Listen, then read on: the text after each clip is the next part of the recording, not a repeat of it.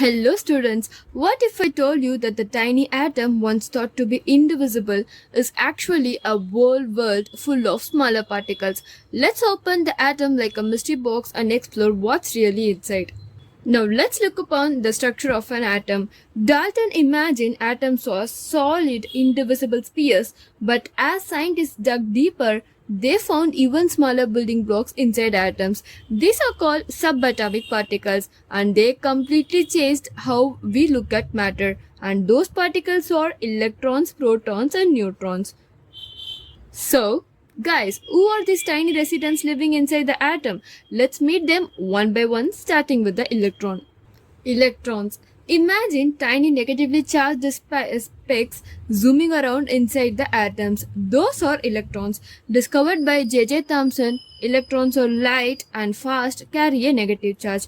But one negative charge can't stand alone forever. There must be a positive partner inside the atom, and that brings us to the proton. And protons. Ernest Rutherford discovered the protons, positively charged particles located right in the heart of the atom, the nucleus. And the number of protons decides what element the atom is. One proton, it's hydrogen. Two protons, it's helium. So guys, now we have a positive and a negative. But what about the atom's mass and stability? Let's meet the final member of the atomic trio, the neutron. So neutrons. James Chadwick discovered the neutron, a neutral zero charge particle found inside the nucleus. Neutrons may not carry a charge, but they play a big role in adding mass and keeping the nucleus stable. We have now met all the subatomic particles, but where exactly do they stay inside the atom? Time to talk about how they are arranged. So, arrangement of subatomic particles. As I already told you in the previous session, remember solar system. Think of the atom like a mini solar system. The nucleus with protons and neutrons sit at the center like the sun. And the electrons revolve around it in the atoms, just like planets, and usually the number of electrons equals the number of protons, keeping the atom electrically neutral.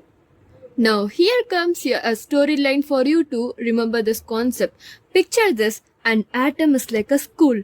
The nucleus is the principal's office, important and central, and these protons are the strict teachers, always positive, motivating you to study, okay? The neutrons are the quiet librarians who will always be neutral and calm, and the electrons, you tell?